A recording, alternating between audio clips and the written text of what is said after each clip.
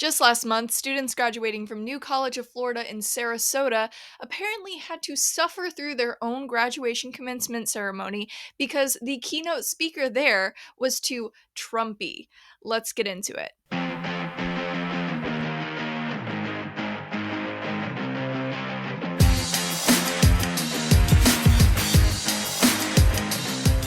Warning, the following program contains critical thinking, honest opinions, viewpoints on culture that may seem conservative, and a positive view on absolute detestable things such as marriage and children. Listener discretion is advised. So here's the deal. I did Google what the Urban Dictionary definition of Trumpy was, and one of the definitions was just Trumpy is the absolute worst ever. It means the absolute worst ever, which I thought was interesting. There are several other amusing definitions of the word. However, I will let you guys check those out at your own discretion because, Urban Dictionary. Now, in order for you to have proper context for this whole situation, I gotta back up several months before the commencement ceremony in question and take you back to January of this year when Florida Governor Ron DeSantis and those associated with him made headlines. Shocker, I know. For trying to convert New College of Florida, or NCF for brevity's sake, into the Hillsdale of the South. DeSantis pretty much just appointed 6 new people to the NCF's Board of Trustees, and one of those new appointees happened to be a man by the name of Christopher Rufo. Now, Christopher Rufo is a dean at Hillsdale College and a senior fellow at the Claremont Institute. Another appointee of DeSantis's was Dr. Matthew Spalding, a professor of constitutional government at Hillsdale College and former vice president of American Studies at the Heritage Foundation. Also appointed to the NCF Board of Trustees by DeSantis was Dr. Charles Kessler, a professor of government at Claremont McKenna College and a senior fellow at the Claremont Institute.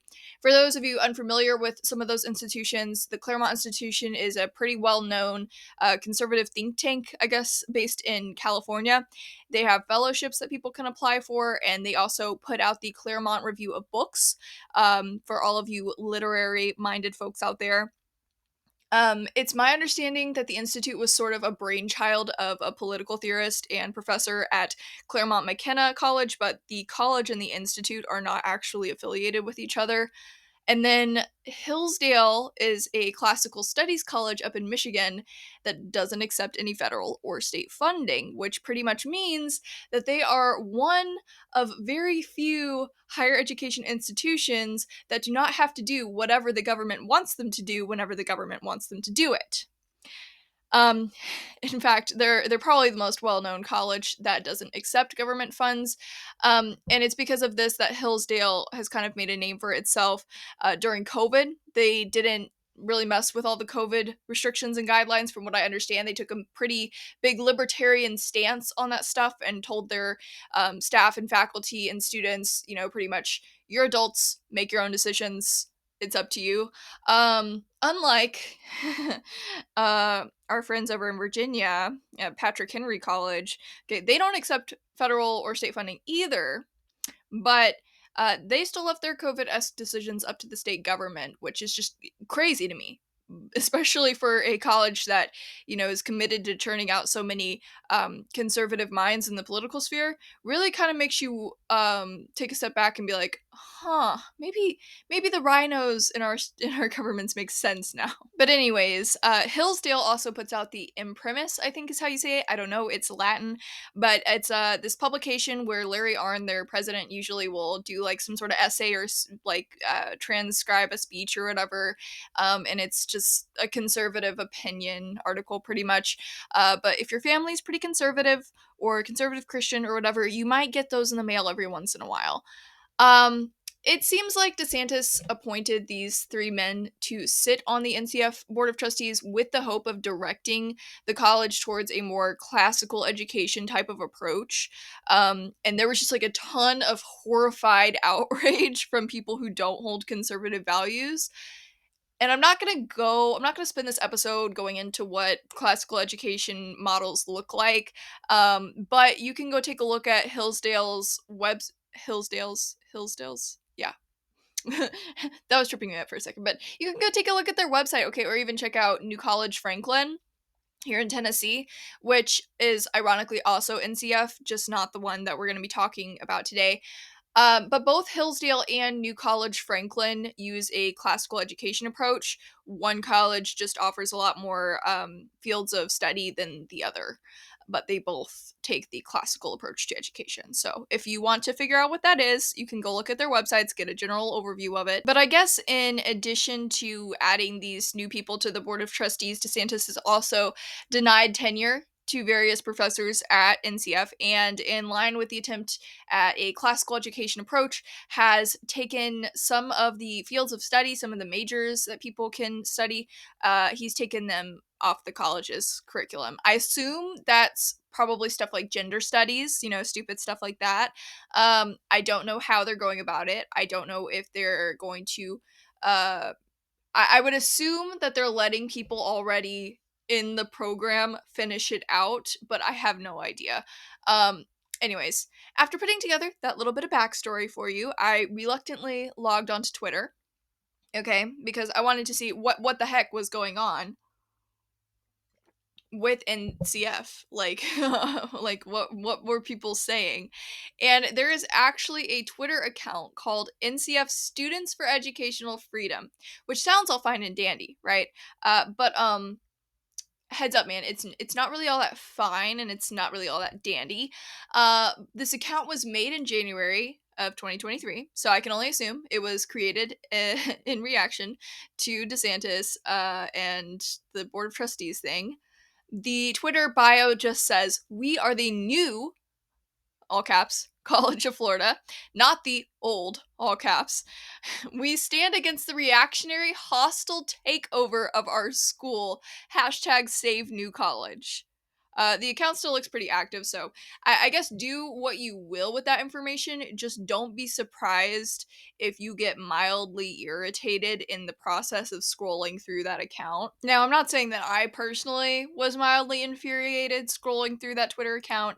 I was like this close, like a very I was pretty close to being mildly infuriated scrolling through their Twitter, but what trumped that feeling of infuriation, that's a word, right? Yeah, hopefully. But what trumped that feeling was just the sheer ability of whoever runs this account to post as much as they do.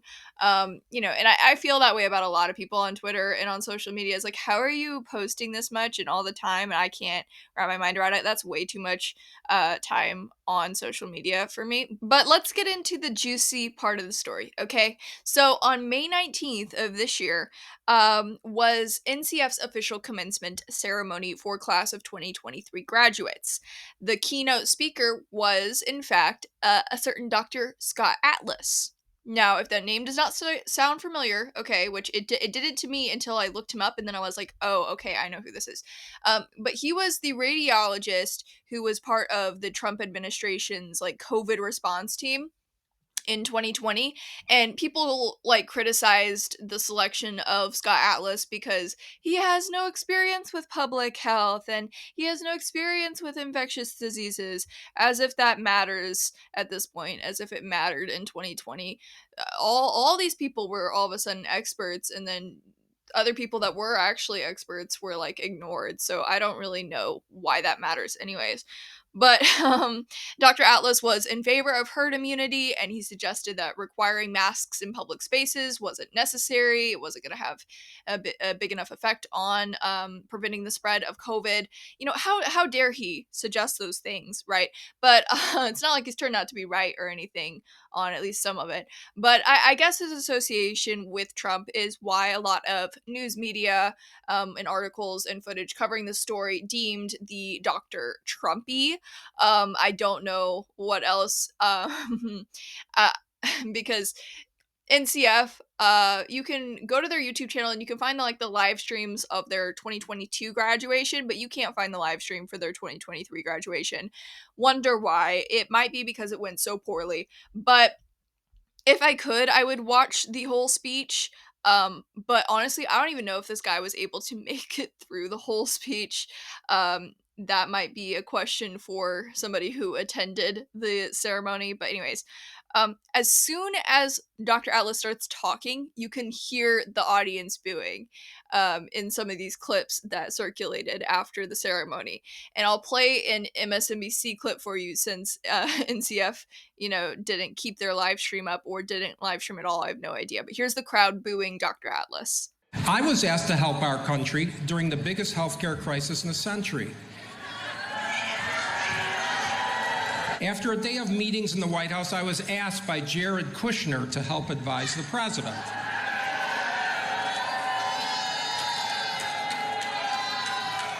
And I replied, well, okay, but this is what you're going to get. I will never agree with something just because somebody else tells me to, no matter who that is. So there's that. Supposedly, students also somehow managed to get a plane to fly over campus with the light up message spelling out Save New College, the same hashtag they've been using since January. You can literally, the chanting in that video, the behavior of both students and their families at that graduation commencement ceremony is just honestly ridiculous, if you ask me. It's so disrespectful.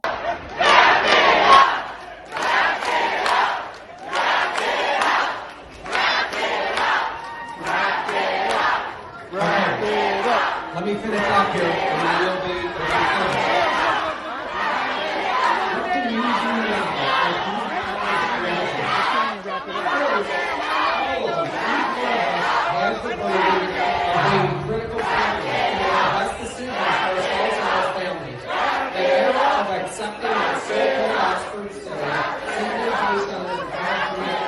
Flip it around real quick. Flip it around. Okay. Can you imagine if a left-leaning speaker or a controversial figure on the left or whatever you want to put it came and spoke at a graduation ceremony and there were a lot of conservative students and parents there and they didn't agree with the speaker and so they just stood up and started chanting and interrupting the speech and making it to where the speaker couldn't even talk or maybe even hear themselves? Like, that is so disrespectful. And I don't understand the thought process behind that either. I'm like, one, it just seems like a good, like, if you're already that angry to where you're gonna get up and chant and spend your time doing that, like, why put yourself through the emotional feeling of being that angry? Like, if you know you're gonna be that angry, like, why not just not show up? That could have been the protest, is the parents and students just didn't show up to the graduation if they felt that strongly about the keynote speaker. Instead, they went out of their way to disrupt the graduation ceremony, to disrespect this person who took time to come and speak to this class of graduates. Not to mention the fact that I'm sure there weren't just liberal students that attended New College and graduated class of 2023. You cannot tell me there was not a single conservative student there. Not a single one. Really? Just because you maybe don't hear them talk in class, or just because maybe they don't, walk around wearing t-shirts promoting their viewpoints because they don't really feel like being, shunned or bullied or, yelled at, doesn't mean that they're not attending your school. So the fact that you have the audacity, just because you don't like a speaker, to disrupt somebody else's graduation who might have been perfectly fine with that speaker it's insane to me. The complete and utter lack of maturity on behalf of these students and these parents who are getting up and chanting and disrupting this whole graduation ceremony is insane to me.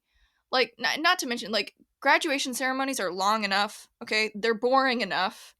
The last thing that I would want if I was graduating is for the graduation ceremony to be drawn out because people won't let the speaker speak. I don't know if that's what happened, but I feel like that could happen. So it's like, what are you doing? What are you doing? Oh my God. Stop. Get some help. Stop it. Get some help. I guess one of the biggest things that like bothers me about this whole thing is like the reason that people were upset about this keynote speaker is because they kept saying over and over again to like the news media and stuff, this whole thing of Dr. Scott Atlas speaking doesn't represent them. It doesn't embody New College of Florida students. It doesn't embody what New College has been up until January of this year. Like, it's not them. It's not who they are. And I'm just kind of like, okay, great. Um, is college supposed to be who you are? Because if that's the case, I think we need a few more conservative leaning colleges. I think we need to kind of have a more even political sphere in the world of academia, if that's the case, so that, the conservative students can also attend a college that is who they are. Like, what? I'm sorry. How come you get to attend a college and, make everything about you, but if a conservative student tried to do that at your college, that's like a political takeover of what New College has always been. And I get that it's not a conservative student taking it over, it's the governor trying to change it. But why is so much of your identity tied up in the school you are attending? I do not understand that. I understand having a little bit of school pride and whatever. I get that that's been a thing for a really long time. I've just never understood that personally, especially as somebody who's had the experience that I have had in higher education. Like, how you find the majority of your identity in the specific school that you are attending and why that school has to represent who you are, I will never understand. But that's just my opinion. I guess ultimately the reason that these people were fine with ruining their official graduation commencement was because, okay, wait for it, they held their own the day before. They held their own. So why they even needed to show up to the official one in the first place, I do not know. Do not ask me. So on May 18th, the day before the official graduation commencement ceremony, these students held their own commencement ceremony with their own keynote speaker, this woman, Maya Wiley, okay, who is supposedly this big civil rights person. What exactly she's fighting for civil rights wise nowadays, I'm not exactly sure, but props to her, I guess. Anyways, she started off her speech saying this.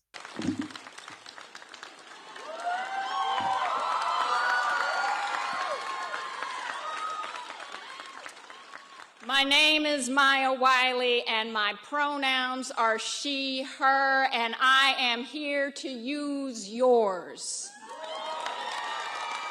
And goes on to say this. You have had to be strong in the face of a few who would tell you that you can't read what you want to read, that you can't speak what you want to speak, that you should get in line with an ideology that is not yours, and call that freedom? You are not just standing for yourselves. You're standing for all of us. You're not just standing for yourselves. You're standing for all of us, she says. Okay, two things here.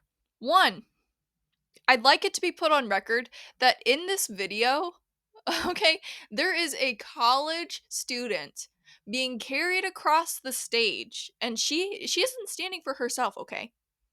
She isn't standing for anybody. Why exactly is she being carried? Oh, why? Because she's wearing a mermaid tail. Yeah, okay, yeah. These people are really standing up for mermaids' rights, I guess. I wonder how Matt Walsh and his translucent mermaid identity would cope with this situation right here. Anyways, second thing I have to say about this is these students are standing for all of us? For all of who, okay? Because no, they're not. That's all I've got to say. No, they're not. They're not standing for all of anybody. Like, you can't stand for an entire group of people. It's just not possible. Everybody is an individual. That's like grouping all gay people into one lump sum, or grouping all Christians into one lump sum, or grouping all of whoever into one lump sum. It's a really stupid way to go about your life. let's talk visuals here, okay? Because the students who showed up to this sort of alternative thing, um, commencement ceremony, whatever, it's absolutely insane. Okay, I'm gonna try to play some of the video footage for those of you watching on YouTube. But these are adults. Okay, can we just remember that these are adults?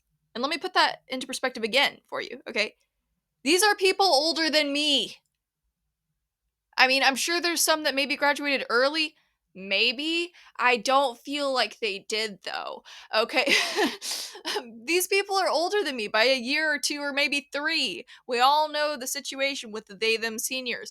But oh my gosh, you can see these students wearing animal ears. Okay. I'm sure they identify as furries or something stupid. And, if you've been watching my channel, if you've been listening to my podcast, you know that furries are not welcome here. It's just a hard decision I had to make. But there's other students wearing princess dresses, okay? And like I said, there is a girl wearing a mermaid costume, tail and all, being carried across the stage. Can you believe that these people are adults? Oh my god. Also, by the way, in part of her speech, this Maya Wiley lady says that she has two offspring, okay, who attend colleges that respect their right to be who they are, insinuating that NCF does not respect these students' rights to be who they are, which personally I don't think is true. I think this is just another case of people overreacting. It's like just because your state won't let minors chop their boobs off, apologies for if that sounds vulgar to you, but that's what it is when you send a young woman in for gender affirming surgery, okay? um like just because somebody says, "Hey, no, you can't do that," it doesn't mean that you don't have the right to be who you are. It just means you don't have the right to chop off your chest or the right to let your child chop off their chest. You know what I mean? Like I feel like people take these things and they just run with it like they're the most victimized person in the entire world, when the reality is that we're just keeping you from injuring yourself. When it comes to the school, okay? I understand if I was a left leaning student, okay, and somebody decided that the college I'd been attending that was obviously left leaning was now all of a sudden going to be a bit more conservative in their curriculum and be a bit more conservative in their choice of speaker. I might be kind of irritated, but you know what? If I was a senior, I'd be like, oh, okay, it's fine. I'm pretty much done here, anyways. Whatever. Screw it. Like, I would be annoyed, I would be frustrated, but I would be nowhere near this emotionally unstable. That is all I'm saying. Okay? And I don't know why that is. I mean, there's plenty of people on the right who might contribute that to just like, you know, the left is unhinged and they're insane and they're crazy and whatever. But I mean, I've talked about the difference in emotions and handling emotions when it comes to the left versus the right. I've talked about that before a little bit, but I think it's more along the lines of like people on the right, people who are conservative, especially young people who are conservative, we already experience like the left being in charge of a lot of our like a lot of the things that we're involved in. Like a lot of conservatives attend schools that push left-leaning agendas. And yeah, there's going to be people who speak out against that. I speak out against that. But there's not we take a different approach. And I'm not entirely sure the entire psychology behind that, but it's like if I was attending a left-leaning school and they had a left-leaning speaker, I would not be surprised. If I was attending a left-leaning school and they had a right-leaning speaker, I would be like, "Okay, cool. They're actually holding up their end of the diversity bargain. Fine with me." But it's like people on the left can't handle the opinions of the right. And it's not everybody on the left, okay? But these people, these students at New College, Florida, who decided to have an alternative commencement and who are chanting at the official one and who just cannot handle hearing anything that they disagree with because it's not who they are. I'm sorry, I don't know how to interact with those people.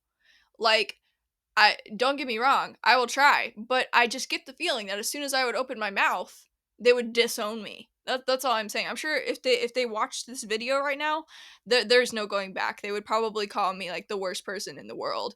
I'm sure to them, just based off of the views I have expressed in the last 10 minutes, okay, they would probably deem me racist and transphobic and homophobic and a murderer and the worst person in the world and a right-wing extremist, like all of those things, right? Because some people are just unhinged. But whatever, it is what it is. Let's now look at a couple Twitter posts that I pulled up for us to go over.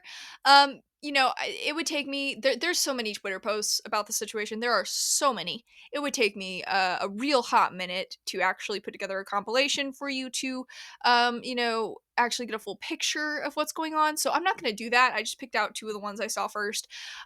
Um because as much as I want to spend my time thinking about this situation, I would prefer to be done thinking about it now. Anyways, this one person who I believe is on faculty at New College, Florida, says, "So grateful I was invited to attend New College of Florida's historic alternative commencement. Humbled by the resilience of these students. Happy to say it went off without a hitch and was fascist free. Hashtag resist. Hashtag save New College." And you can see the little picture attached of a bunch of alternative commencement t-shirts or whatever. Okay, and then somebody responds to her tweet. I think it's just a parent of somebody who attends NCF, and says, "So happy you got to attend. The graduates deserved this event. My wife and I are in Sarasota now. Our daughter has her last final today and we're moving her out of her dorm. No clue as to whether she'll be back next year." And then the original poster says, "Whatever her decision is, know that the alums will have her back either way. Heart." Ugh. Sorry. That just, felt necessary. I'm like, oh my god. Oh my god. Oh my god. Alright, second Twitter post. We've got a Dr. Liz Leininger? Leininger? I don't know how to say her last name. Anyways, she's got her pronouns in her name. So she/her, guys, as if you couldn't guess that from the fact that her name is Liz and there's a woman in the profile picture, but whatever. She says, "I just witnessed the best commencement of all time. History was made. Hearty congrats to the New College of Florida class of 2023.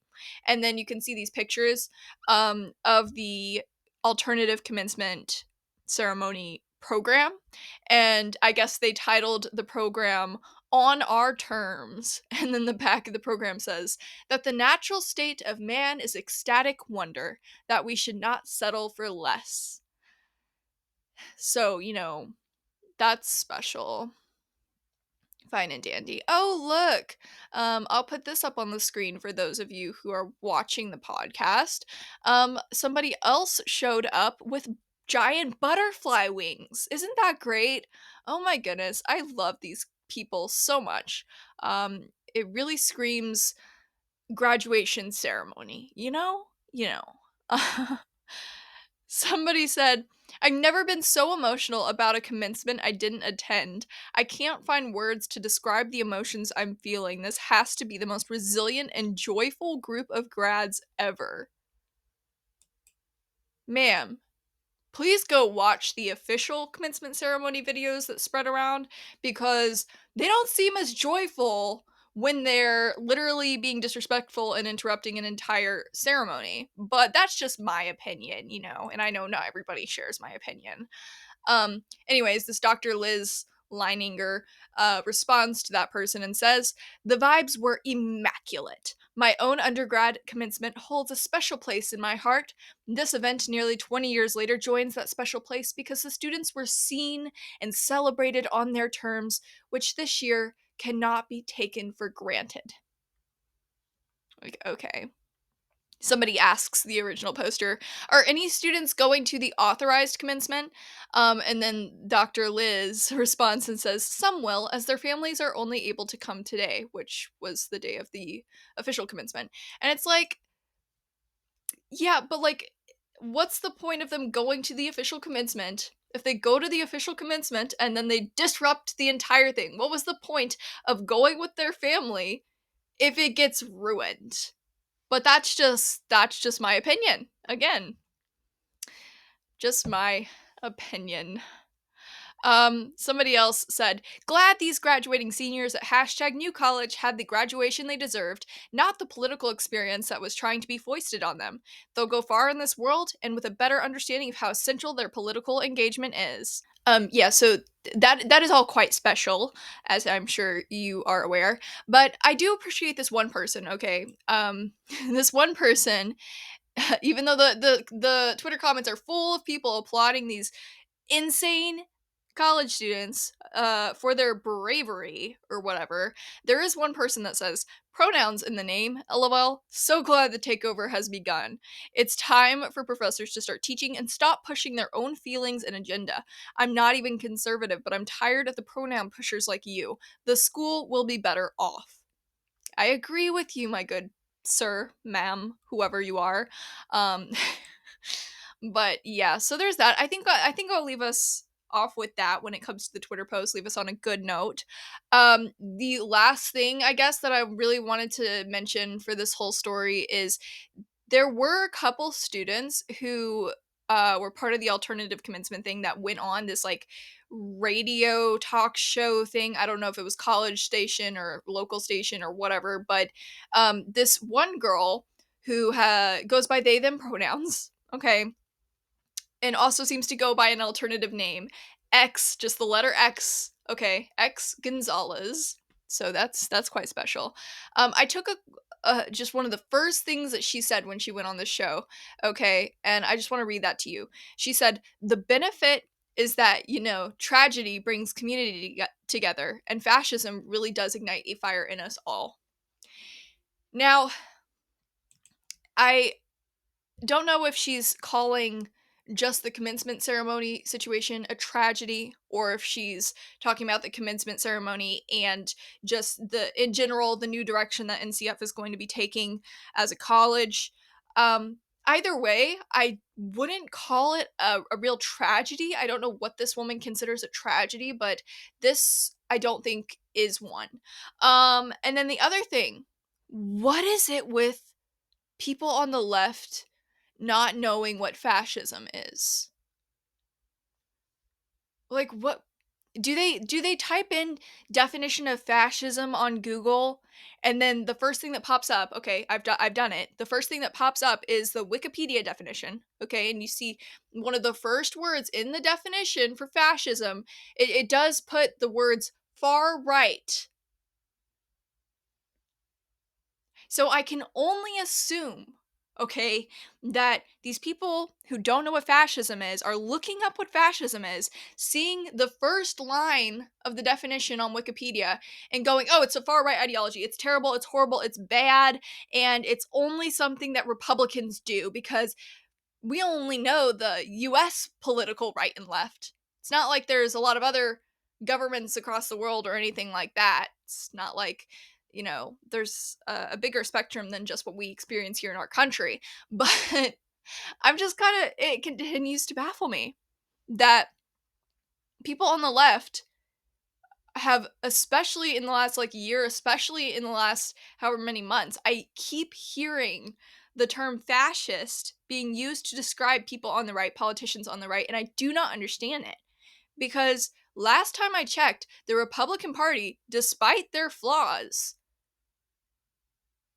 if you put them up against the Democratic Party, okay, which party is gunning for more government control? Which party is gunning for big government, and which one is saying, no, we need to keep it small government, we need to keep local governments, at the top? Like, which one is for big government, which one is for small government? And even though the left, the Democratic platform is for bigger government, that doesn't even make them fascists. Okay? Like, I just don't understand this debate about fascism. I'm like, there are going to be people with the fascist ideology, but we don't have fascists. Like, necessarily running, like, unless you see somebody trying to be a dictator or advocating for a dictatorship, it's still not fascism, you know? You get what I'm saying? Even if it's all big government, unless there's a dictator, it's not fascism, stupid. Okay, and if I'm wrong, then maybe I sound really stupid, but I'm pretty sure I'm right. If you have a government professor on staff, go ahead and check with them. Fact check me, please. But what the heck? Like, why is this term fascism being thrown around like crazy? Because the reality is that no, Ron DeSantis is not a fascist. He's a Republican. No, the people that are on your board of trustees at NCF are not fascists. They are conservatives. Like, sorry, no. Calm yourself. Calm yourself. But yeah, that's gonna be about it for today's episode of Subtle Rampage podcast. I appreciate you listening or watching, whichever one it is that you personally do. Make sure if you're watching on YouTube that you like this video and subscribe to the YouTube channel, and press that little notifications button so that you actually know when I have new content for you to watch. If you're listening on a podcast platform, I appreciate you. Keep it up. Okay, follow the podcast so you don't miss out on any content. And just like always, I will see you next week, maybe, sort of, kind of, hopefully. Yeah. Bye.